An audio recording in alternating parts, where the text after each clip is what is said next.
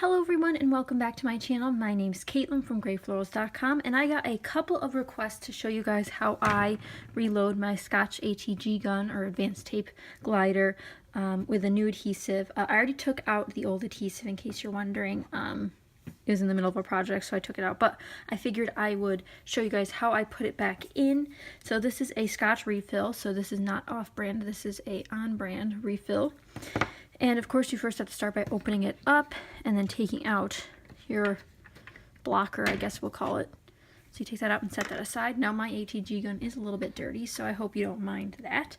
And then we have our refill here. So there is a tab, as you can see, and you just want to pull that up to start the flow of the adhesive.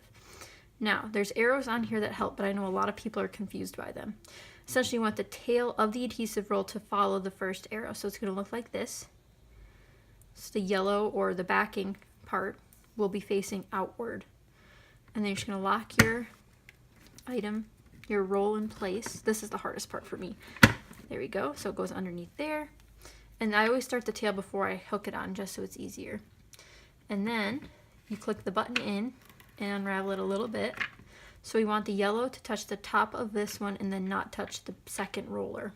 So it's going to go over and then under.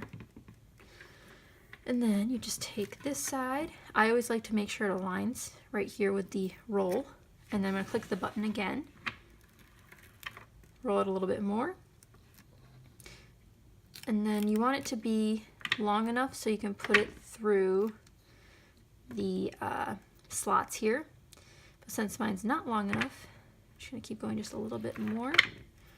And then I can slide it through here. So it just goes over and under again. Then you'll have a little bit of excess and you just wrap that around and tuck it in. So that's all set. And then you can roll it forward a little bit more just so you know it's tight in there. And then you're going to take your blocker and put it back in. And then we'll have our ATG gun ready to go. Just make sure this part's aligned. Finding the alignment part is probably one of the hardest issues. And then you lock it in. Then you can close it. And then I'll just show you. It takes a little bit for it to get going, especially when you're not using scrapbooking paper. So I'll show you on a different sheet of paper, one that you'll also be able to see it on. So we'll do black here. So this is just some cardstock. And then the gun comes out smoothly. If it does get a little bit like this where it's too loose, all you have to do is open it back up.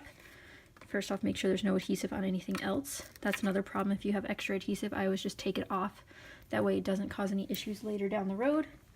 And without clicking the button, you just want to tighten it by pulling on your spindle here. So you can see it does a little bit of backlash, but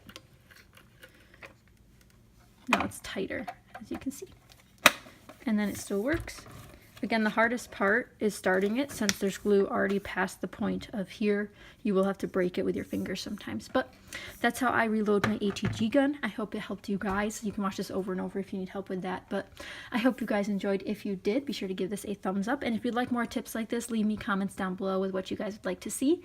And I'll see you guys in another video soon. Thanks for watching. Bye!